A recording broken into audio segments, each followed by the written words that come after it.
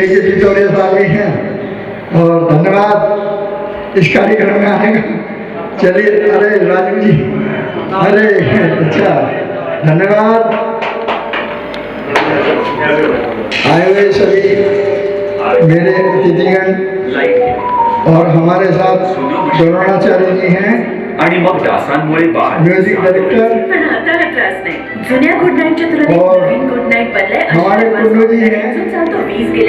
देखिए, बहुत कीमती समय छोड़ के बहुत बड़े एक्टर, सबसे पुराने, और वाकई हमें ऐसे ही लीजेंड लोगों की आवश्यकता है, क्योंकि पुरानी बातों को हम कम जानते हैं, वो हमसे ज़्यादा जानकारी बताएंगे, क्योंकि हमने तो बहुत कम उन लोगों को देखा है।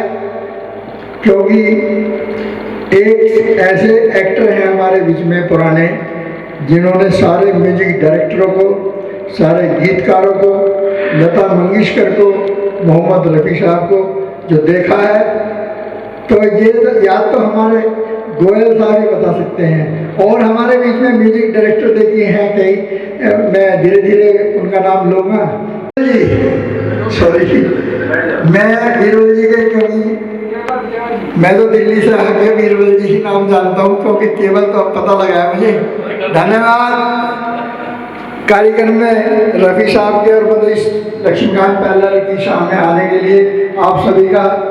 अभी हमारे बीच में कई हैं जो मुख्य अतिथि आने वाले हैं, मैं उन्हीं का थोड़ा सा इंतजार, और उसके बाद जो कार्यक्रम होगा हम गोयल साहब को पहले यहाँ नहीं पूछूंगा, मन बाय मन पूछूंगा। अभी तो पार्टी शुरू हुई है, तो धीरे धीरे अंदाज तो बाद में पता चलेगा, पहले तो ठीक है सर, तो सर लीजिए कुछ शैली। हाँ केवल अरे जाओ, मैं एक्टर हूँ, मैं म्यूजिक वाला नहीं हूँ। गोयल साहब बैठो जरा, मैं अभी और आ रहे हैं लोग, जब उठाएंगे आपको सबको वन बाय वन, सबको मतलब जो ये गोष्ठी रखी है हमने दिल्ली से मुंबई में आकर, और ये बहुत, हम इनके लिए कुछ नहीं कर रहे हैं, मात्र इनको याद करके हम एक सराहनीय काम करेंगे। और हम क्या करेंगे, हम सब करेंगे और बताएंगे इनके बारे में, क्योंकि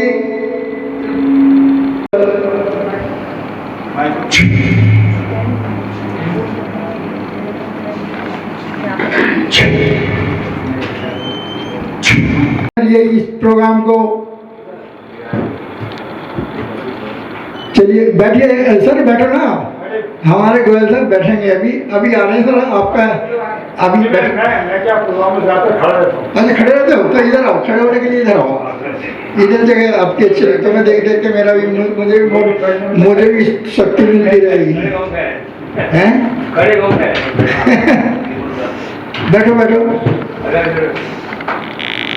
तो मैं तो अभी देखिए, अभी हमारे कई अतिथि जो भारी हैं वो आने वाले, तो हम तुरंत एकदम से ज़्यादा समय ना लेकर के वन बाई वन भाई सबका थोड़ा सा, और धीरे धीरे पता चलेगा, जैसे जैसे पर्दा उठेगा तो सब लोगों के बारे में पता चलेगा। अभी हमारे केवल जी तो अपने काम में लगे जी हैं, क्योंकि इनका बड़ा कार्यक्रम है, पता लगा इनका भी अगले महीने कोई बहुत बड़ा कार्यक्रम करने जा रहे हैं, तो मुझे बड़ा बेताबी से इंतजार रहेगा। धन्यवाद मैम। वो लेडीज आप जेंट्स आपको थोड़ा आवाज आप जेंट्स को लिखा दो। Hello hello hello, check check check, 1 2 3 चा चा चा। अभी जिनकी आवाज कोयल की है ना, तो सही आवाज आएगी। अब मुझे तो कोयल की और बत्तख की पता नहीं, ये तो हमारे कलीराम तोमर जी अच्छी तरह जानते हैं, मिक्स। तो हमारे बीच में देखिए कई अभी आने वाले हैं, बस और सब इसके बारे में। इससे पहले क्योंकि मैं रुक रहा हूँ 2 मिनट के लिए, 2 मिनट लग रही है, और फिर उसके बाद हम एक बार गुप्ता जी का गाना सुनेंगे। मैम कौन सा गाना है आपका? गाने तो कई सारे गाए हो, अभी पहले ये बताओ कौन सा गाना? साजन मेरा उस पार है। हाँ, लक्ष्मीकांत पैरलाल। अरे ये है हमारी पूजा चौधरी है हमारे बीच में। और यानी आइए आइए आइए, आ जाओ। तो ये है एक्ट्रेस, और यानी बहुत अच्छे हमारे पुराने साथी भी रहे हैं दिल्ली से, अब मुंबई में आके थे 25-30 साल से। ये है पूजा चौधरी, और जो इन्होंने बहुत ही अच्छा मुंबई में आके अपने आप को क्वालिफाई भी किया है। और बहुत ही, मैं तो बड़ी खुशी होती है कि दिल्ली से भी आगे जैसे शहर से आकर के दिल्ली में सेटल होना भी बहुत बड़ी बात है। अरे मुंबई में दिल्ली के लोग छाए हुए हैं। दिल्ली के बहुत लोग छाए हुए हैं। बैठिए सर, और भी आइए, बैठिए सर इस स्थान में। तो मैं गुप्ता जी को दूंगा, ये बता रहे हैं साजन मेरा उस पार है, देखते हैं किस पार है। धन्यवाद। Thank you.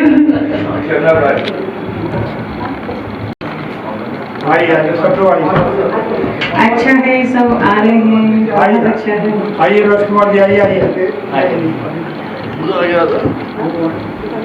हमारी मैम लता मंगेशकर इस समय नहीं है, तो आपको जरूरी बुलाती हूँ। सर डरते डरते गाया था। नहीं ठीक है, डरना भी चाहिए। और यानी क्या पता कैसा गाया जाएगा। नहीं, अच्छा गाया, बहुत बढ़िया गाया, धन्यवाद धन्यवाद। तो अभी मैं हमारे बीच में देखो कि जो थोड़ा सा ये भी होता रहेगा, क्योंकि समय सीमित है हमारे पास में। और अभी हमारे पास ये एक्टर ऐसे आए हुए हैं जिन्हें बाकी आप लोग तो सभी जानते होंगे, लेकिन हम नहीं जानते।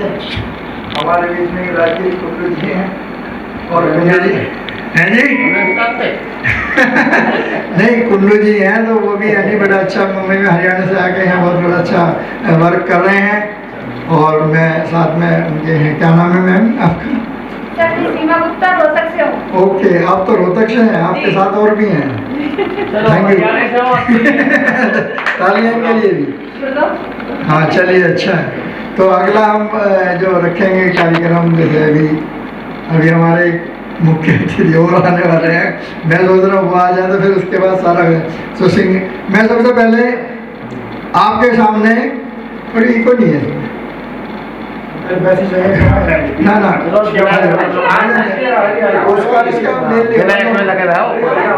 दोनों म्यूजिक डायरेक्टर हैं, और मैं उनको थोड़ा सा लक्ष्मीकांत प्यारेलाल जी के बारे में कुछ समझेंगे, आप भी समझेंगे।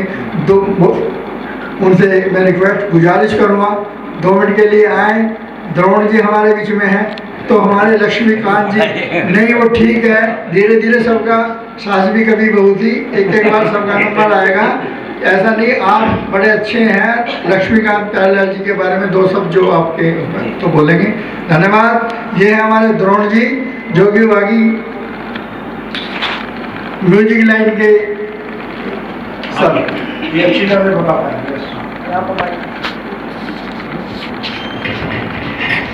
हेलो, सभी महानुभावों को मेरा नमस्कार। और लक्ष्मीकांत प्यारेलाल जी के बारे में मैं तो बहुत छोटा सा म्यूजिक डायरेक्टर हूँ, उनके बारे में क्या ही मैं बोलूँ, लेकिन जो मैं कुछ ही शब्दों में उनकी बात कहना चाहूँगा। लक्ष्मी जी और प्यारेलाल जी ने जो काम किया है, इंडस्ट्री को जो दिया है, जो उनकी विरासत है, वो आगे तक कई युगों तक उसको लोग सुनेंगे और सीखेंगे, और उस सीखने के बाद भी वैसा काम नहीं कर पाएंगे जो काम कर दिया उन्होंने। वो लीजेंड है, क्योंकि एक्चुअली जो पहले का ज़माना था तब में और अब में बहुत फर्क हो गया। अभी तो आपको पता है सारा सिस्टम, सारा म्यूजिक टेक्निकली हो गया है, सब म्यूजिक टेक्निक से बनता है, टेक्निक से ही रिलीज होता है, सिंगर आता है। मुझे सौभाग्य मिला है, मैंने मोहम्मद अजीज़ साहब के साथ भी काम किया है, और अभी जावेद अली साहब का भी गाना रिकॉर्ड किया है 2 महीने पहले। तो सब में वही मतलब सिंगर आते हैं, हम ट्रैक रेडी करके रखते हैं, वो धुन सुनते हैं, उसके बाद वो गा के चले जाते हैं। अब सोचिए, जिस गाने को बनाने में हमको 1 महीना लगा, उसको कौन सिंगर 10 मिनट में वैसा गा सकता है जैसा हमने 1 महीने में उसको तैयार किया है। वो कुछ भी कर ले नहीं गा सकता, चाहे कितना ही ट्रेंड सिंगर हो, क्योंकि वो जो फील है वो फील नहीं आ सकता। इसीलिए आज वही कारण है कि जो R.D. बर्मन साहब है या लक्ष्मी जी प्यारेलाल जी हैं, जैक्सन जी हैं, शंकर जैक्सन जी हैं, जिन्होंने जो उम्दा संगीत बनाया था, तो वो एक टीम वर्क है। लता जी आती थी रिहर्सल पे, रफ़ी साहब आते थे, उनका टीम बैठता था, वो अपने सजेशन भी देते थे कि नहीं यहाँ पे इस आलाप रखते हैं, यहाँ पे ये करते हैं। एक डायरेक्टर भी बैठते थे साथ में, और भी आर्टिस्ट होते थे, को आर्टिस्ट होते थे, तो उनके सजेशन होते थे। इस तरीके से वो बन के जो निचोड़ के जो म्यूजिक निकल के आता था, उसको आज की जनरेशन भी उसी को सुनती है। आज देखिए उसी म्यूजिक को रिमिक्स करके हम लोग वापस से लेके आ रहे हैं, क्योंकि वो जो चीज़ बन गई ना, वो बहुत बड़ी चीज़ है। और लक्ष्मी प्यारे जी का जो था, आप देखिए उनके जितने भी मैक्सिमम सॉन्ग्स मिलेंगे, गाने मिलेंगे, वो पूरा ऑर्केस्ट्रा ऐसा था, इंडियन म्यूजिक ज़्यादा उनका रहता था और R.D. बर्मन साहब का वेस्टर्न ज़्यादा रहता था। तो उनके बारे में तो यही कहूँगा मैं कि बस वो हम संगीतकारों के लिए एक स्कूल है, एक कॉलेज है, और हम उसको पढ़ते जाएंगे, लेकिन कभी वो ख़त्म नहीं होगा, हमारा कोर्स कभी ख़त्म नहीं होगा। तो लक्ष्मीकांत प्यारेलाल जी को मैं संगीत परिवार और आप सबकी तरफ से श्रद्धांजलि अर्पित करता हूँ। हमारे पास उनको देने के लिए कुछ नहीं है श्रद्धांजलि के अलावा। और 2 लाइन में आपको सुनाना चाहता हूँ, उनकी बेहतरीन मुझे खास पसंद है, और मोहम्मद अजीज साहब ने उनको गाया था, नगीना फिल्म में आपने सुना हो तो। आजकल याद कुछ और रहता नहीं, आजकल याद कुछ और रहता नहीं, एक बस आपके याद आने के बाद, आजकल याद कुछ और रहता नहीं, एक बस आपके याद आने के बाद। Thank you very much. उनके बारे में मैं कुछ बता देना चाहती हूँ, क्योंकि मैं उनको सबसे ज़्यादा जानती हूँ। और जब मैं दिल्ली में थी तो मैंने इनका ही न्यूज़ चैनल ज्वाइन किया था। इनका जो ऑफिस है वो ITO पर है और बहुत ही प्राइम जगह लोकेशन पर है, और आज तक है वो।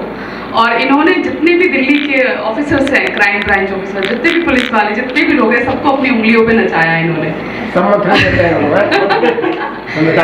हाँ, सबको इन्होंने अपनी उंगलियों पे नचाया, और इन्होंने बहुत ही अच्छा काम किया है दिल्ली में। शुरू से ये न्यूज़ में रही हैं और अभी तक भी। अभी डिजिटल चैनल है, पहले पेपर आता था कंचन एक्सप्रेस, तो उससे मैं जुड़ी हुई थी, और इन्होंने काफ़ी एल्बम्स और काफ़ी प्रोजेक्ट्स वैसे भी किए हैं। तो इन्होंने, और वैसे भी काफ़ी जॉली नेचर है इनका, बहुत हंसमुख है। तो इन्होंने मुझे कहा कि एक छोटी सी श्रद्धांजलि लक्ष्मीकांत जी की याद में मैं रखना चाहता हूँ, और ये मेरी तमन्ना है कि मैं बॉम्बे में करूँ। ये दिल्ली में भी कर सकते थे, लेकिन इनकी तमन्ना थी कि बॉम्बे में करें, क्योंकि बॉम्बे से अटैच है लक्ष्मीकांत जी। तो उन्होंने कहा कि आप आइए। मैंने कहा ठीक है, ज़रूर आते हैं। तो हमारा सौभाग्य है कि लक्ष्मीकांत जी की को श्रद्धांजलि देने के लिए हम लोग यहाँ पर आए हैं, और आप सभी लोगों का मैं स्वागत करती हूँ। और मैं यहाँ पर अपने एक दोस्त हैं, डायरेक्टर हमारे हसनैन हैदराबादी जी, उनको बुलाती हूँ और वो 2 शब्द कहें। आइए।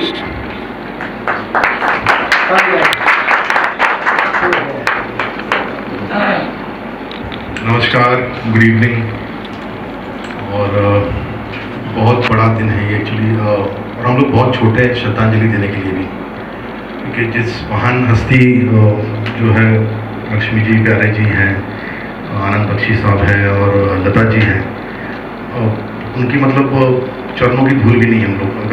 अगर गुण के हिसाब से देखने जाओ, टैलेंट के हिसाब से देखने जाओ, जो रुतबा जो उन्होंने एक मुकाम पाया है, तो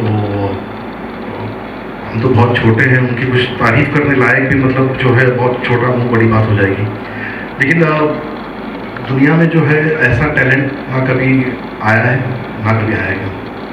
सो हमारे मतलब तहे दिल से मतलब उनको एक श्रद्धांजलि अर्पित करते हुए, और ये गुजारिश करेंगे कि लोग जो है उनकी जो वॉल्यूम ऑफ वर्क है, जो उन्होंने काम किया है, उसे प्रेरणा लें। और आजकल जो भाई ने करेक्ट बोला, जो म्यूज़िक जिस तरह से जो बन रहा है बड़ा दुखदाई है, बिकॉज एक ज़माने में जो जिस तरह से उन्होंने रिकॉर्डिंग किया था, मतलब 100 म्यूजिशियन एक साथ में, जैसे गोयल साहब भी बता रहे थे कि एक पूरा हॉल बैठा था म्यूजिशियनों का, जहाँ पर कम से कम 100 म्यूजिशियंस साथ में बैठे, पूरा ऑर्केस्ट्रा बैठा था और लाइव म्यूज़िक रिकॉर्ड होता था। तो खैर अब ज़माना चेंज हो गया, टेक्नोलॉजी चेंज हो गई है, काफ़ी इनोवेशन आया। खैर हम लोग को उससे तकलीफ नहीं है, लेकिन जो एक सिंसियरिटी है, जो भाई ने बताया कि सिंगरों में भी जो एक है, सो वो थोड़ा सा एक कमी महसूस होती है कभी भी, कि वो आता है टेक्निकली जो जैसे उनका 1 महीना जैसा उन्होंने कुछ कंपोज किया थीम या कुछ बनाया, तो 10 मिनट में जाके निकल के बिना सोचे समझे कि क्या है क्या नहीं। सो ये जो महान लोग हैं, इनसे कुछ प्रेरणा लें हम लोग, और जिस तरह से उन्होंने काम किया है, जो बॉडी ऑफ वर्क है, जो बॉडी ऑफ वॉल्यूम जो उन्होंने किया है, और उस तरह से कोई काम रिक्रिएट करें। Thank you sir. देखिए, कई लोग हैं जो अपने बारे में ज़्यादा कुछ ना बता करके, बहुत ही अच्छा इन्होंने बताया, अपने बारे में कुछ भी नहीं बताया कि आज बहुत अच्छी जगह से महेश भट्ट ग्रुप से हैं और इन्होंने बहुत अच्छे काम वर्क किए हैं। क्योंकि मुझे जैसा पता लगा मैं उतना ही बोलूँगा, और बड़ा अच्छा लगा हमारे इस कार्यक्रम में आकर। इस लक्ष्मीकांत मेरा सौभाग्य है कि मुझे इस कार्यक्रम में इनवाइट किया गया है, और आपने बताया मैं आ गया था 5 बजे में। सर धन्यवाद सर। Thank you sir. मैं अभी बुलाना चाहूँगी राज कनौजिया जी को, जो कि बहुत ही अच्छे उम्दा एक्टर रहे हैं, और कॉमेडी में तो इन्होंने राज जी कुछ बोलिए। सबसे पहले तो बहुत बहुत शुक्रिया करना चाहूँगा मैं पूजा जी का, जिनकी वजह से मैं आज आपके समक्ष हूँ। और मतलब जैसे इन्होंने कहा, भाई हसनैन जी यहाँ ध्यान दीजिए, हसनैन जी जैसे कहा कि इनके गुण के सामने कुछ नहीं है, वाकई लक्ष्मीकांत जी सर्वगुण संपन्न है अपने आप में। और मतलब कितनी बड़ी बात है कि एक हयात में है और एक हयात में नहीं है, लेकिन प्यारे लाल जी उनका नाम है, प्यारे लाल, और सच में इतने प्यारे हैं कि आज भी लक्ष्मी जी को साथ लेके चल रहे हैं। तो ये अपने आप में बहुत बड़ी बात है कि आज भी प्यारे जी को लक्ष्मीकांत प्यारे लाल के नाम से जाना जाता है। तो ये बहुत उम्दा चीज़ है। और मेरा सौभाग्य ये रहा कि मेरे जीवन का बॉलीवुड में जब मैंने कदम रखा, थिएटर कर ही रहा था, रंगमंच में सक्रिय था भी हूँ, लेकिन पहली मर्तबा जो मुझे पेमेंट मिला, उनसे कनेक्शन लक्ष्मीकांत प्यारेलाल जी से, वो इस तरह उनके बंगलों में, जुहू में जो बंगलो हुआ करता था, जहाँ अभी टावर हो गया, उधर बंगलों में नीचे स्टूडियो हुआ करता था। तो मैं मतलब पहली कमाई मेरी बॉलीवुड की डबिंग से आई थी। तो एक डीडी का कुछ शो था, तो इनके स्टूडियो में था, तब मैं प्यारेलाल जी से पहली बार मुतासिर हुआ था। ये बात मैं बता रहा हूँ आज से शायद 26 साल पहले। तो मैं पहली बार इनसे मिला और बहुत कुछ इनके बारे में किस्से कहानियाँ मैंने सुन रखे हैं। और पहली बार पेमेंट मुझे इनके हाथों से मुझे 500 रुपये मिले थे, जो मैंने आज तक संभाल के रखे हैं। नहीं चल रहा वो अलग बात तो वो एक कनेक्शन है। और कहीं ना कहीं मेरे सबसे कनेक्शन है, जैसे लक्ष्मीकांत जी के बारे में बताया मैंने, रफ़ी साहब के सुपुत्र मेरे बहुत अच्छे मित्र हैं, लता जी के आसपास के बहुत से लोग जो उनकी सानिध्य में रह चुके, उनसे कनेक्शन है। फिर आनंद बख्शी साहब के बेटे जो शायद आने वाले हैं यहाँ, हाँ, तो उनसे भी सरोकार है। तो ये सच में बहुत अच्छा लगता है। और आपने वाकई बहुत अच्छा बोला और बहुत अच्छा गाया, मोहम्मद अजीज वाकई बहुत अच्छा गाया। और वाकई मैं धन्य हो गया जो यहाँ पर इस मंच पर इन्होंने मुझे आमंत्रित किया। Thank you so very much. मैं आभार करना चाहूँगा आपका तहे दिल से, शुक्रिया।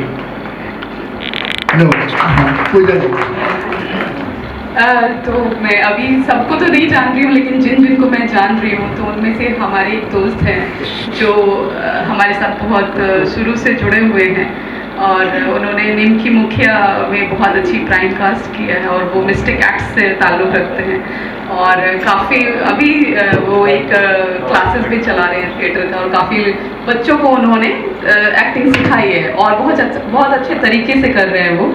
तो मैं बुलाना चाहूँगी अमानु जी को, जिन्होंने, आइए 2 शब्द कहिए।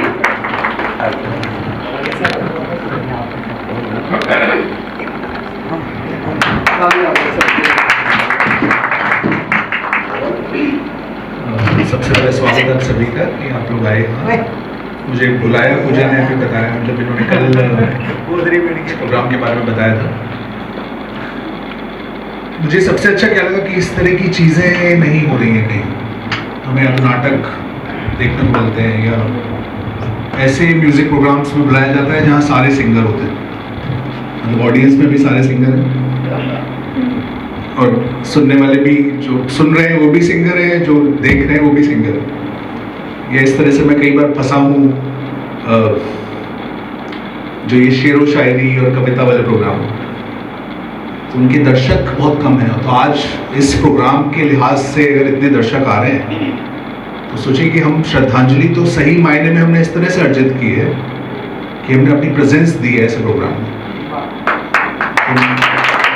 सबके लिए एक बार तालियां, सबको बहुत बहुत आभार, साधुवाद। नरमान मेरे मित्र हैं, देखिए बैठे हैं सामने, आदेश भाई बैठे हैं, अभी पवन आया था ये ये थोड़ा इसमें इको ज़्यादा बढ़ा दिया लेकिन ठीक है। सर के हिसाब से इको उन्होंने बढ़ा अच्छा दिया। ऐसा। तो भाई मैंने तो इनके गाने सुने हैं, आज भी सुनता हूँ। मतलब आपको शायद आश्चर्य होगा, मैं सुबह वॉक करता हूँ तो मैं पुराने गाने लगाता हूँ, 50s के 60s के, बिकॉज मैं उनको बहुत करीब से सुनना चाहता हूँ रोज़। अब आप उन गानों के लिरिक्स जब 3, 4, 5 बार सुनते हो तब आपको अलग अलग मायने निकल के आते हैं उनके। मतलब जब हम कभी छोटे रहे होंगे, हमने सुना होगा ज़रूर, तब उसके अलग मायने थे। आज उन्हीं गानों के मायने अलग आते हैं निकल के। तो शायद मैंने जितनी बार भी पुराने गाने सुने हैं, रफ़ी साहब के हों या लक्ष्मीकांत जी के हों, मान लीजिए चाहूँगा मैं तुझे सांझ सवेरे, आपको लगता है कि दिल से कुछ ना, दिल से सीधे कनेक्ट हो रहा है आपके। तो मैं वॉक करने में मेरे ख्याल से आधा पौना घंटा लगता हुआ, मैं पुराने गाने एंजॉय करता हूँ कि वो मोमेंट मैं क्यों अपनी एनर्जी बढ़ा के या केवल उस तरह ज़ाया करूँ। कम से कम कहीं तो आप जुड़े रहें म्यूज़िक से। अभी हम लोगों के साथ हुआ क्या, हमने सुनना बंद कर दिया है। हम किसी को सुन नहीं रहे होते, कोई बोल रहा होता है तो हमारे अंदर सवाल चल रहे होते हैं। मतलब हम अपने अंदर इतना ज़्यादा बात कर रहे हैं कि हमने किसी को भी सुनना बंद कर दिया है। तो इकलौती ऐसी चीज़ है म्यूज़िक जिसमें आप कायदे से सुन रहे होते हैं। तो अब जैसे मैं मेडिटेशन वगैरह करता हूँ, ध्यान करता हूँ, तो हमें सुनने की कला सिखाई जाती है और वहाँ पर हमें संगीत सिखाया जाता है, सुनना, जो केवल इंस्ट्रूमेंटल होता है, इसमें शब्द नहीं होते। तो ये बात मैं अपनी वाइफ को साथ शेयर कर रहा था कि पहले के जो गाने होते थे उनमें जो लूप होता था या जो उसमें म्यूज़िक से जो शुरुआत होती थी, एक आधे मिनट की और 40 सेकंड की कई बार इंटरल्यूड जिसको आप बोलते हैं, आज के गाने शुरू होते ही शुरू हो जाते हैं। तो आपकी सोच, समझ, अभिव्यक्ति वो कहीं ना कहीं पहले मैच होती है उस इंटरल्यूड के साथ, फिर आप कनेक्ट करते हो गाने से। वो काबिलियत, वो वाकफियत जो पुराने लोगों में थी, वो आज बहुत मुश्किल है। तो एक बार बहुत बहुत इनको इसके लिए श्रद्धांजलि बहुत बड़ी कि आपने हमें इतना बड़ा खजाना दिया कि हम उसको सुन के अपने जीवन को आज भी बेहतर पाते हैं। और एक लास्ट लाइन में बोलूँगा कि संगीत जिसके बारे में कहा जाता है, संगीत आत्मा की मलिनता को दूर करता है। तो ये बहुत एक खूबसूरत लाइन है, मैंने कहीं पढ़ी थी तो मुझे लगा मुझे शेयर करनी चाहिए। और बहुत बहुत थैंक यू।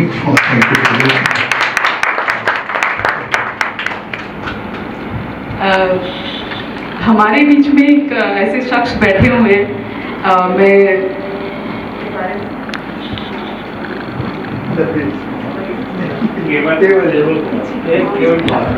केवल कुमार जी हैं। मुझे पता नहीं नाम याद क्यों नहीं रहा, लेकिन मुझे थोड़ा कोशिश कर रही थी याद करने का। केवल जी के साथ में मैंने पहला शो किया था अपनी लाइफ का, एंड वो मेरा ऐसा शो था अफ्रीका, साउथ अफ्रीका में। और दिलेर मेहंदी जी और हम लोग साथ में थे, और इन्होंने मुझे कहा कि पूजा तुम डांस आता है तुमको? तो मैंने कहा सर मैं डांस करने नहीं आई हूँ, एक्टिंग करने आई हूँ। उन्होंने बोला थोड़ा सीख लो। तो मैंने कहा ठीक है, 2 गानों पे सीख लेती हूँ। और उसमें उन्होंने मुझे दिए थे 50,000 that time in 2006, and it was a great opportunity for me because you know उस मनी से I started my life in Mumbai, and उससे ही मैंने पोर्टफोलियो बनवाया। पुरानी यादें ताज़ा हो गई और अच्छा लगता है पुराने लोगों को देखकर। और जितने भी लोग यहाँ पे बैठे हैं, इवन हसनैन हैदराबादी जी, उनके साथ मैंने एक फिल्म की है यारब, महेश भट्ट कैंप की, और अमानु जी के साथ में एक थिएटर प्ले किया है, और आदित्य जी के साथ में एक प्ले कर रही हूँ अभी। बहुत सारे लोग हैं जो जानने वाले। अरमान जी के साथ में पुराने टाइम से जुड़ी हुई हूँ। अरमान जी बहुत अच्छे एक्टर हैं। तो मैं किसको चाहूँ, किसको बुलाऊँ, मैं ये सोचे कंफ्यूज हूँ। अरमान जी को आप आइए पहले, आप सीनियर हैं और मैं आपको याद करती रहती हूँ हमेशा। लीजिए। थैंक यू बेटी, थैंक यू। आज अच्छा लग रहा है, कमल जी ने बुलाया है। होमिज टू लक्ष्मीकांत प्यारेलाल, रफी साहब, नान बख्शी जी, लता जी। लक्ष्मीकांत जी का मैं पहला प्लेयर होता लव इंडस्ट्री में था 64 में, आवाज इस फर्स्ट प्लेयर हो। उस समय जब मुझे 200 रुपये देते थे, इनकी रिकॉर्डिंग के फोटो में सब पेपरों में छापता था। उसमें काफ़ी साल रिलेशन रहा मेरे। रफी साहब का मेरा अच्छा रिलेशन रहा। इन्होंने मेरी पहली फिल्म का गाना गाया था, वही गाना लता जी ने भी डब किया था। वो गाना आज भी हिट है, अगर बेवफा तुझे पहचान जाती, खुदा की कसम हम मोहब्बत करते। इस गाने की खासियत ये थी, रफ़ी साहब ने जब गाना गाया, मैं पेमेंट लेकर अंदर गया, हाथ में वोचर था, लिफाफा था। रफ़ी जी कहा मैं पैसे नहीं लूँगा। मैंने क्यों, पैसे कम है क्या? कहता मैं पैसे तो आपके हाथ में है, मुझे इंस्टीट्यूशन हुई है, लोग तुमको इस गाने से पहचानेंगे। उन्होंने पैसे नहीं लिए, तो कही मेरे ड्राइवर को 100 रुपये दे दो। हमने ड्राइवर को 100 रुपये दिए। सेम गाना लता जी ने डब करना था अगले दिन। लता जी ने कहा कैसा है गाना? मैंने गाना तो अच्छा हुआ।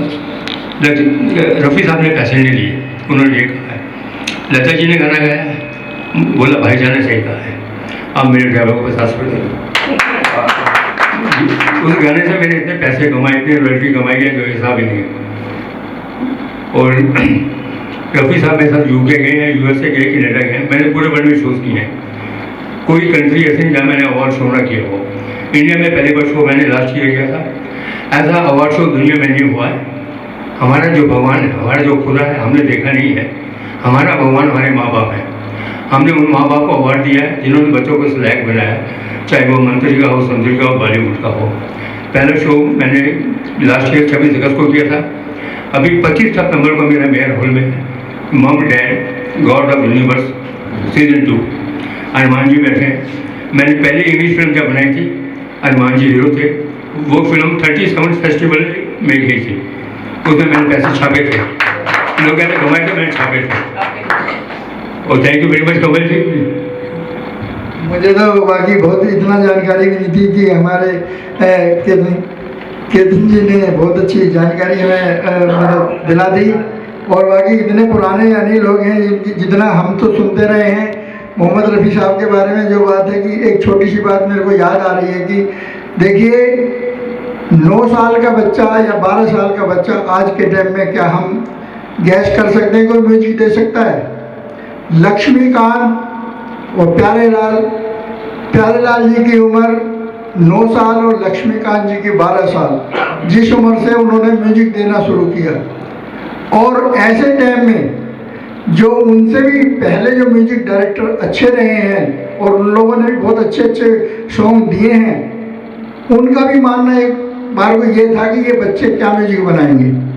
लेकिन लक्ष्मीकांत प्यारेलाल ने अपने आप को क्वालिफाई किया और उनके सामने अपने आप को प्रूव किया, जो वाकई इस बॉलीवुड में 40 साल तक एक मुश्त बरकरार उनका सिक्का चलता रहा। और ऐसे ही नहीं, जो आज हमारे नए न्यू कमर्स हैं या हम उम्र जितने भी लोग हैं, हम तो उनके गाने सुन सुन के बड़े हुए हैं। और हम तो बड़े हुए हैं, जो हमारे बच्चे लोग हैं वो भी लक्ष्मीकांत प्यारेलाल की मेलोडी सुन करके आज प्यार कर रहे हैं। और उनके गाने, क्योंकि समय इतना नहीं है जितना बताया जाएगा, बहुत ही कम है भाई। इतना बहुत अच्छा हमारे सर ने बहुत बढ़िया इनकी जानकारी बता दी तो रफ़ी साहब के बारे में। क्योंकि रफ़ी साहब ने लक्ष्मीकांत प्यारेलाल जी को जो इनका एक यानी कि दोस्ती फिल्म के अंदर ताराचंद बड़जात्या से जो इनको सिफारिश की, वो सिफारिश वाकई आज उसका कुछ भी मतलब उसका जितना भी मोल नहीं दे सकता कोई, जो उन्होंने की, आज उन्होंने अपने आप को क्वालिफाई किया जो आज मुकाम तक पहुँचे। आज हमारे बीच में लक्ष्मीकांत जी नहीं है, प्यारेलाल जी हैं। देखिए उम्र का तकाजा है। हमने तो उनसे घर पे वाइफ से बात हुई, बहुत अच्छी नेचर, बहुत अच्छा प्यार। और उन्होंने देखिए हम तो कुछ कर नहीं सकते, सिर्फ एक श्रद्धांजलि या मतलब उनको याद ही कर सकते हैं।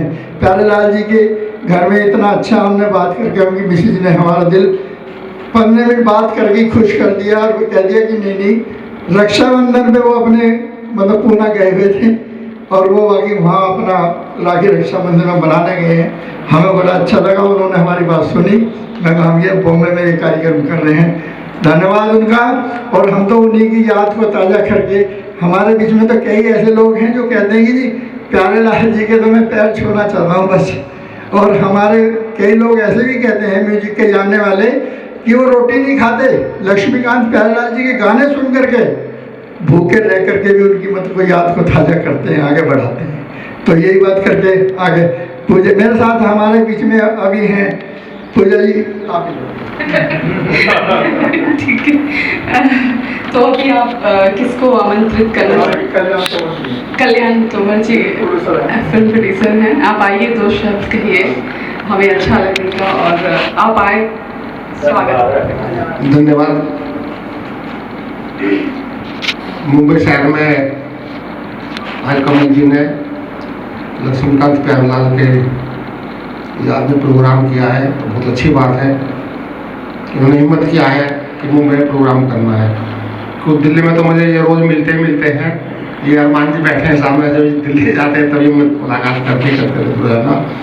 लेकिन मुंबई शहर एक ऐसा शहर है जो भी यहाँ पर आ गया उसको उन्होंने अपनाया है।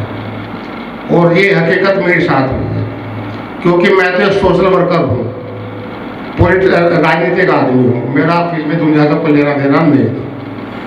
और मैं जब पहली बार मुंबई में आया था तो उस समय मुझे यहाँ पर जगह नहीं मिली रहने के लिए, क्योंकि बहुत बड़ा प्रोग्राम था, देश विदेश के लोग आए थे और मैं पहली बार वैसा आया था यहाँ पर। तो उस समय मैं उत्तराखंड के पास में दादर में जो जैन धर्मशाला, उसमें मैं रुका था। तो मैंने उसी दिन सोचा कि यहाँ पे मुझे एक मकान लेना है मुंबई में, चाहे 10 लाख का ही मिले, 12 लाख का ही मिले। तो वो जो मैंने सोचा, तो मुझे मुंबा देवी ने मुझको वो दिया है। आज मेरे पास 3 मकान यहाँ पे मेरा रोड पर है और किराया भी खा रहे हैं। और फिल्मी दुनिया में लाने वाले मुझे ये शख्स सामने बैठे हैं, ये मुझे बर्बाद करने वाले हैं। हाँ, मुझे मेरे जगह मिले मुझको ये मेरा बोल रहे पहली बार बोला कि तोमर से फिल्म बनाओ। दिल्ली में केवल कल्याण तोमर ही प्रोड्यूसर हैं। हमारी फिल्म इंडस्ट्री कब से चल रही है? सालों से चल रही है। कि दिल्ली में बहुत कम प्रोड्यूसर हैं जिनमें कल्याण तोमर जी भी हैं। तो ये श्रेय मुझको जाता है कि मैं इनको सजेस्ट किया, मेरी बात को माना, ये प्रोड्यूसर है। मैं तो पहले बोल रहा हूँ। तो मुझे प्यार इतना मिला मेरी फिल्म के लिए, मेरे को मैं आपको बताऊं कि जहाँ तक मेरा अपना मानना है, हो सकता है कि दूसरों का अलग से मानना हो, कि मेरी फिल्म में ना तो किसी को साइनिंग किया, ना किसी को पेमेंट एग्रीमेंट किया, और ना ही किसी को मैंने बाउचर लियाना को दिया है। जिसको अच्छे कलाकार हैं, जब इतने बड़े सीनियर कलाकार हैं और उनके साथ के बहुत अच्छे कलाकार पुराने हैं जिनका फेस है, जिनको मैंने बोला भाई साहब शूटिंग के स्टाइल की तो आना आपको, तो वो आए हैं। और जो उनको पेमेंट मैंने दिया उनको दिया नहीं। और मेरे यहाँ तो प्रसाद बढ़ रहा था एक किस्म से, ऐसा तो ऐसी चीज़ें भी उधर आने वाले हैं, तो क्या उनको बात उनकी हुई है नहीं है। उन्हें खुद शायद उन्होंने बोला तो मर्जी के फिल्म में प्रसाद बढ़ रहा है यहाँ पर, तो भाई कोई भी आओ वही काम करो। तो कुल मिलाकर ये कि जितना प्यार मुझे मुंबई की जनता ने दिया है, मुंबई के बॉलीवुड ने दिया है, जिसका मैं हकदार भी नहीं था, और आज मैं हकदार उसका उन्होंने बना दिया है कि मेरी फिल्म को कंप्लीट कराया। और आपको ये सुनकर ताज्जुब होगा कि जब मेरा जो डायरेक्टर था राहुल, मुझे वो डर रहा था कि फिल्म में ये कमी निकलती है, वो कमी निकलती है। जब स्क्रीनिंग पर जाती है वहाँ पे आपके ये सेंसर बोर्ड में, तो मैंने उसको कहा भी तो डरने के बाद भी मेरी फिल्म कंप्लीट हो जाएगी, इसमें एक भी सीन नहीं कटेगा। और आप लोगों को ताज्जुब होगा कि जब फिल्म की वहाँ पे स्क्रीनिंग हो रही, उसके बाद भी डायरेक्टर डरा हुआ था, लेकिन मैं डरा हुआ नहीं था। और जब मेरे को अंदर उन्होंने बुलाया वहाँ पे स्क्रीनिंग के बाद में, तो 5 लोग थे वहाँ पे फिल्म को देखने वाले, पास करने वाले। 5 लोगों में 2 लोग मेरे थे, और जबकि मैंने उनसे बात नहीं की, जान बुझ के CCTV कैमरे लग रहे, ये बोलेंगे सिफारिश किया तो फॉर्म पास हुआ है ये। तो आज का जो प्रोग्राम है ये जो बहुत अच्छा है, ये लक्ष्मीकांत जी की याद में हम लोगों ने प्रोग्राम किया, उनको हम पुष्पांजलि देते हैं उनको, क्योंकि आज ना तो मुझे पता है कि उनका जन्मदिन है या क्या उनकी पुण्यतिथि है, तो इसलिए मैं अपनी तरफ से उनको श्रद्धांजलि के साथ ही पुष्पांजलि भी अर्पित करता हूँ मैं। दूसरा, क्योंकि हमारी सोच बड़ी होती है, वो नहीं सरकार की सोच है, सरकार किसी की भी उसकी सोच बड़ी नहीं होती है। वो जो फनकार होते हैं, जो कलाकार होते हैं, वो जिनको सम्मान मिलना चाहिए, जिनको हक मिलना चाहिए, उनको वह हक नहीं मिलता है। हमने खुद की मैं राजनीतिक आदमी हूँ मैं, हमने संसद भवन में प्रोग्राम किया था रामविलास पासवान के साथ में, उसमें बाल योगी जी लोकसभा अध्यक्ष थे, और हमने 146 देशों के लोग वहाँ पे आए थे, प्रतिनिधि आए थे उस प्रोग्राम में, सबसे एकजुट होकर वह प्रस्ताव पास करा था कि मोहम्मद रफी साहब को भारत रत्न दिया जाए, वो उसके हकदार हैं, और दूसरे नंबर में बाबू जगजीवन राम थे। लेकिन अभी तक किसी भी सरकार ने इनको सम्मान नहीं दिया है, जबकि मोहम्मद रफी साहब जैसा तो फनकार आज तक ना हुआ है और ना ही कोई होगा। तो मेरा तो सब यही कहना है कि हम लोग जो है जो लड़ाई लड़ते हैं उसको राजनीतिक बेस पर भी जो हमारे जो कलाकार हैं उनके लिए राजनीतिक बेस पर लड़ना चाहिए, क्योंकि उनका जो हक है उनको मिलना चाहिए सरकार को। तो मेरा तो कहना यही है कि आप लोगों ने समय दिया है, तो मैं भी परसों यहाँ पे आया हूँ, अभी 28 तक हूँ, मेरा लगा रहता है मेरा, और फिल्मी दुनिया ने मुझे जो प्यार दिया है तो मैं उसका तहे दिल से शुक्रगुजार करता हूँ। और सबसे ज़्यादा शुक्रगुजार रमेश गोविंद जी हैं। अभी मेरी दूसरी फिल्म अभी शुरू होने वाली है, ये तितोरिया जी है, इन लोगों ने बहुत सहयोग किया है, ये मेरे छोटे भाई की तरह ही है, ये भी दिल्ली से ही है, और इनकी मिसेज जो है सुपरस्टार है, मतलब उत्तर भारत की, कहीं भी उनका नाम ले दो, अगर एक फोटो भी उन्होंने डाल दिया तो लाखों व्यूज उनको मिल जाते हैं 2 दिन में ही, मतलब इतना बड़ा उनका नाम है सुमन नेगी का जी। तो उन्होंने हमारी फिल्म में काम किया है। तो जो फिल्मी दुनिया के लोग हैं उनका मैं तहे दिल से शुक्रिया अदा करता हूँ कि हमें मुंबई में जगह मिला है और आप लोगों ने सहयोग किया है, क्योंकि एक कहावत और है कि लोग मुंबई आते हैं, नोटों के बैग भर के लाते हैं और वो खाली आते आते फिल्में कोई नहीं बनती, वो जन को लूट का काम करते हैं, वो सारा पैसा बर्बाद कर देते हैं। लेकिन मेरे साथ ऐसा नहीं हुआ है, मुझे जो प्यार मिला है, सम्मान मिल जाए, उसके लिए मैं तहे दिल से मुंबई का और फिल्मी दुनिया का और मुंबई वालों का तहे दिल से आभार करता हूँ, और साथ में कमल जी का मैं आभार करता हूँ कि उन्होंने ये प्रोग्राम लक्ष्मीकांत जी के लिए किया है, मोहम्मद रफ़ी के लिए किया है, लता मंगेशकर जी के लिए है, कि तीनों कलाकार ऐसे थे ये कि ऐसे कलाकार होना मुश्किल है बॉलीवुड में। तो आप सब लोगों का बहुत बहुत धन्यवाद। कमल जी देखिए, हमारे बड़े भाई हैं और बाकी मैं तो इनसे कई चीज़ मोटिवेट होकर के कई चीज़ सीखता हूँ, क्योंकि देखो इन्होंने बता दिया। इनके बारे में छोटी सी बात बताना चाहूँगा कि मुझे भी बड़ा मैं भी इनके पच्चीनों में चलने की कोशिश कर रहा हूँ। इन्होंने कहानी आधा मिनट की है, ज़्यादा लंबी नहीं करूँगा। मैं भी पहले आया तो मुझे वाकई इनके घर पे आया तो मीरा रोड पे जो इनका बहुत अच्छी सोसाइटी के अंदर अपना बहुत है, तो वहाँ के मुझे पता चला। स्टोरी छोटी सी है कि अपने घर वालों को सारी फैमिली को लेकर के मुंबई आए दिल्ली से, और ये कह के आए कि मैं तुम्हें घुमाने ले चल रहा हूँ और मुंबई घुमाने ले चल रहा हूँ। मुंबई में से जब बीटी मुंबई सेंटर उतरे, उतरने के बाद में टैक्सी कर लीजिए, कहाँ जा रहे हैं, तो बैठो, तो ले करके मीरा रोड पे जो इन्होंने फ्लैट लिया, वहाँ जाके गाड़ी रोक दी, और रोकने के बाद में मिसिज को कहते हैं, बच्चों को कहते हैं, पोतों को कहते हैं कि देखो भाई ऐसा मैंने तुम्हारे साथ झूठ बोला है और आज सबके सामने मैं करना चाहता हूँ, ये मकान ये मैंने आपसे छुपा के बनाया है और ये चाबी के मालिक तुम। मैं तो इनको देख के कई चीज मगर देखे ऐसे भी इंसान हैं कि पूरी फैमिली से छुपा करके बचा करके मुंबई जैसे शहर में फ्लैट ले करके और उनको सरप्राइज दे रहे हैं। तो मैं भी कौन सा दिन आएगा जिस दिन यानी मैं ऐसा करूँगा, तो मैं बड़ा अच्छा बहुत अच्छा लगा मुझे तोमर जी से। और हमारे साथ हैं मिस सिद्धि जी हैं, फिल्म में बहुत अच्छा काम किया बता रहे हैं, तो मैं तो इनको बुलाना चाहूँगा थोड़ा सा लक्ष्मीकांत प्यालाल जी की श्रद्धांजलि सभा में आएंगी मैम। और ये अभी देखिए पहले तो चाय होगी, क्योंकि मैं बहुत आ जाओ डरो मत, ये फिल्म का कैमरा नहीं है, ये तो खाली मतलब वीडियो वाला कैमरा है। तो कहने का मेरा मतलब ये है, मैम खुद बताएंगी अपने बारे में, क्योंकि हम जितनी तारीफ करेंगे, हम तो झूठी तारीफ करते हैं, पत्रकार हैं, लेकिन ये खुद बताएंगे। ठीक है बात, सिद्धि जी आप बताएंगे आपने क्या क्या किया है। सबसे पहले सबको नमस्कार। मेरा नाम सिद्धि धर्मामेर है और मैं बॉम्बे से हूँ और मैंने फिल्म खाचा भाई में काम किया है एज ए हीरोइन। सो मेरा जो एक्सपीरियंस था फिल्म का वो बहुत ही अच्छा था, क्योंकि मेरा जो कैरेक्टर था वो इतना अच्छा था कि मुझे करते वक्त इतना मज़ा आया। मैंने वो काम को इतने लगाव से किया, क्योंकि मैं बहुत दिनों से ये कैरेक्टर के लिए मतलब मैं ऐसे देख रही थी कि ऐसा कोई कैरेक्टर मिल जाए कि करने में बहुत मज़ा आए। तो मुझे बहुत अच्छा लगा वो कैरेक्टर करते वक्त। और मैं मेरे जो को स्टार है गुरु सर, उनको थैंक यू बोलना चाहूँगी, क्योंकि उन्होंने मुझे कास्टिंग किया उस फिल्म में। और आप भी देखिए ये फिल्म बहुत अच्छी फिल्म है और मेरा जो एक्सपीरियंस था वो बहुत ही अच्छा था ये फिल्म के। बहुत ही बढ़िया मैडम ने बताया और अच्छा है इनकी फिल्म कामयाब हो।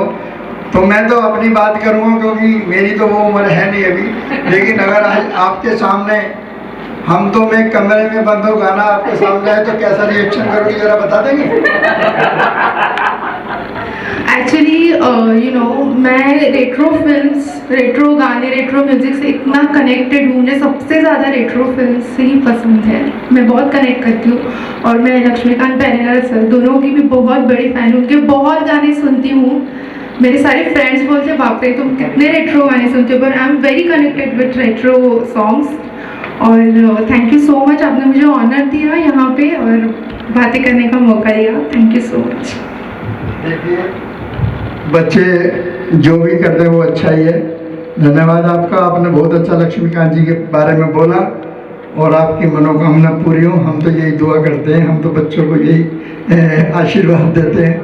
बैठिए, अभी चाय भी लीजिए। और अभी हमारे बीच में है के तितौरिया साहब हैं, जो कि बाकी हमारे उत्तर प्रदेश की जान है और अभी बहुत आने वाले हैं। अभी मैन हमारे जो आपको बता दूं, क्योंकि उत्तर प्रदेश के हमारे उत्तर कुमार हैं जो धाकड़ छोरा के नाम से मशहूर हैं, और वो हमारे बीच में कुछ ही क्षणों में आएंगे।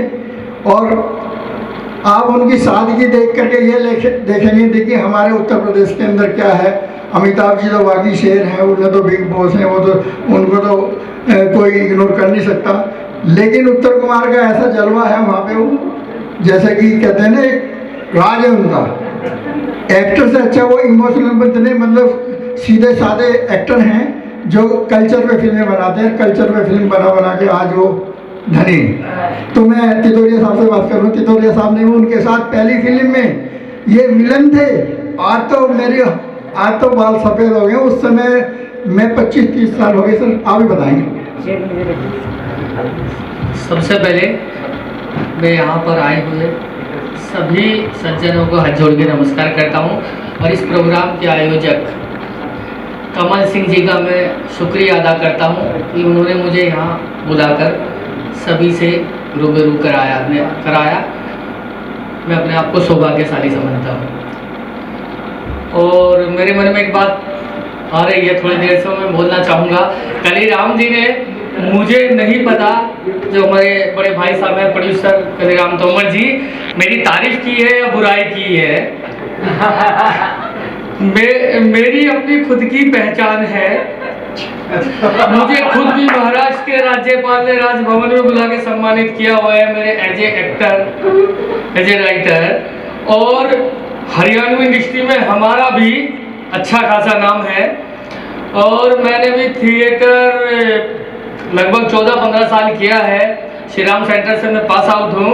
राजकुमार राव जी और मैं एक ही बैच के हैं। तो ठीक है, आपने जो भी कहा आपका बहुत बहुत शुक्रिया, क्योंकि आपने मुझे अपनी फिल्म में काम करने का मौका दिया है।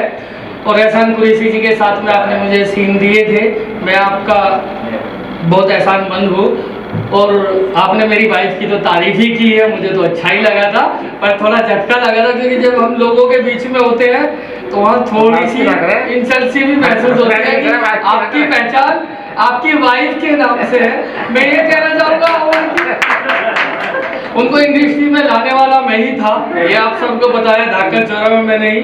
हालांकि आज मैं यहाँ पर हूँ तो इसमें उत्तर कुमार जी का बहुत बड़ा नाम है, या मेरी वाइफ के बारे में जो भी बोला जा रहा था तो उनका बहुत बड़ा रोल है, क्योंकि उन्होंने ही पिक्चर बनाई थी, मेरी वाइफ उसमें हीरोइन थी, मुझे मेन विलेन का वो दिया था। मेरे लिए तो उत्तर कुमार भी एक भगवान से कम नहीं है, क्योंकि मुझे पहचान उन्होंने दी, मैंने उनके साथ में कई फिल्में की हैं, और जब फिल्में की हैं, जो फिल्में की हैं सब हिट हुई है, ये मेरा सौभाग्य है।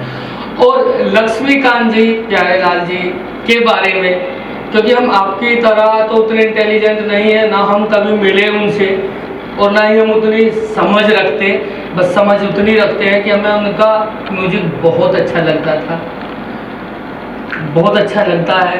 और हम सौभाग्यशाली हैं कि आज उनके बारे में चर्चा हो रही है और हम उसका एक हिस्सा हैं। मैं तो अपनी तरफ से उनको श्रद्धांजलि देना चाहता हूं, क्योंकि उतना ना ही मुझे बोलना आता, ना ही हम कभी बोले। आपको मेरी बात जाने जाने में कोई भी ऐसी लगे तो उसके लिए माफ़ी चाहूँगा। और मैं फिर बोला, मेरा बहुत बड़ा सौभाग्य है कि रमेश गोयल जी के साथ भी मुझे काम करने का मौका मिला है, आपके साथ भी काम करने का मौका मिला है। और बस मैं इतना ही बोलना चाहूँगा कि बोलना तो आता नहीं, थोड़ा बहुत काम करते रहते हैं। और आपसे रिक्वेस्ट है, आगे मेरा परिचय सिर्फ छोटा दे दो, बस मेरा ही दो भाई, वाइफ जब आएगी तो वाइफ तब कर लेना। धन्यवाद आपका सर।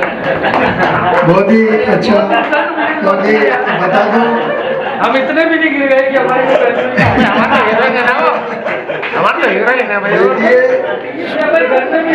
उत्तर कुमार जी की जो पहली दूसरी फिल्म जो बनी धाकड़ छोरा, उसमें ये विलन थे और इनकी वाइफ हीरोइन थी। सब्बों के नाम से जो मशहूर है उत्तर प्रदेश में, हर जगह इंडिया में सब्बों के नाम से आज भी वो मशहूर है। तो आज वो मुंबई में है, कई जगह काम करती रही है, करती रहती हैं, और हमारे भाई जी हमारे साथ हैं। तो मैं चाहता हूँ, पूजा जी कुछ कहना चाह रही हैं भी जरा। हाँ अवश्य। मैं कुछ कहना चाहती हूँ कि आप बुरा मत मानिए। बुरा देखिए क्या होता है, अगर आपकी पहचान आपकी वाइफ से है तो बहुत अच्छी बात है कि आपकी वाइफ उस मुकाम तक पहुंची है और आपने उनको इतना सपोर्ट दिया है। आपका सपोर्ट से वो वहाँ पहुंची है, किसी और के सपोर्ट से वो नहीं पहुंच सकती।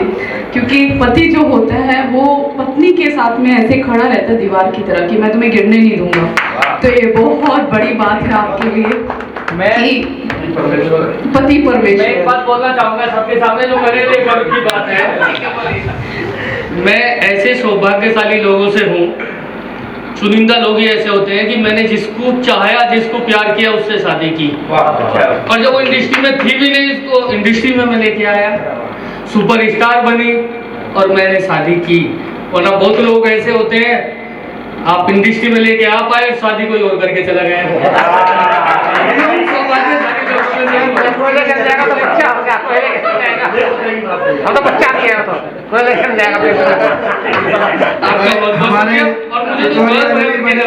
बड़े यानी कि मजाक ये हैं, और यानी ये मजाक में हमें पसंद आई। पर बात तो सच्ची कही मैंने।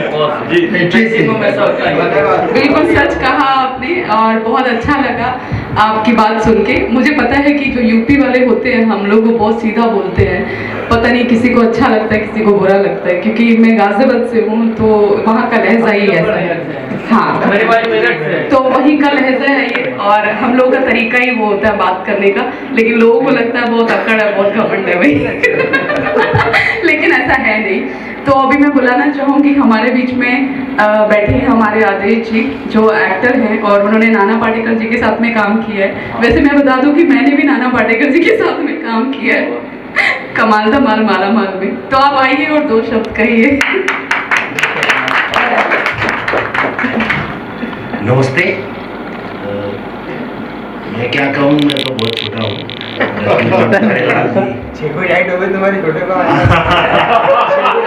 हाइट तो ठीक है, लेकिन उम्र के हिसाब से वो उनको मैं बचपन में सुना करता था। बचपन से हम जानते हैं लक्ष्मीकांत प्यारेलाल जी को, और इनका एक गाना है, एक प्यार का नगमा है,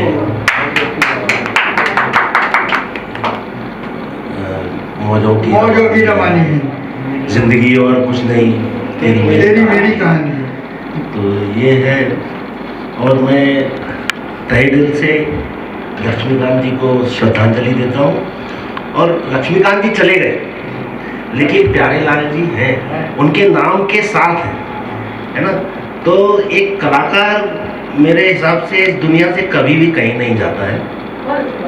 कलाकार हमेशा हमेशा के लिए अमर रहता है। और तहे दिल से श्रद्धांजलि है और आभार है आप लोगों का कि मुझे यहाँ बुलाया। धन्यवाद कमल जी, धन्यवाद। बहुत ही अच्छे शब्द हमें सामने सुनने को मिले। पूजा जी, शुक्रिया, अच्छा लगा आपने बोला आदेश जी, और बहुत अच्छी बात कही है कि कलाकार कहीं भी नहीं जाता है, कलाकार हमेशा दिलों में रहते हैं। अगर आज लक्ष्मीकांत जी चले गए हैं, लेकिन उनके गाने सदाबहार हैं और सदाबहार गाने हम हमेशा सुनते रहेंगे और उनकी याद ताज़ा करते रहेंगे। सो अभी हमारे बीच में बहुत हमारे इनके साथ में भी एक कहानी है। रमेश गोयल जी के साथ में मैंने एक सीरियल किया था, पहला जो सीरियल था मेरा पहला सीरियल लाइफ का, जो मैंने दिल्ली से लक्ष्मी नगर से यमुनानगर, हाँ वहाँ से, तो उनके साथ में एक मुझे सीरियल करने का मौका मिला। पहला मेरा डेब्यू था सीरियल में। तो आप आई और 2 शब्द कहे। मैं माफ़ी चाहती हूँ कि मुझे लगा शायद आप आ चुके हैं मंच पर, तो आप आकर मंच की शोभा बढ़ाइए। Thank you.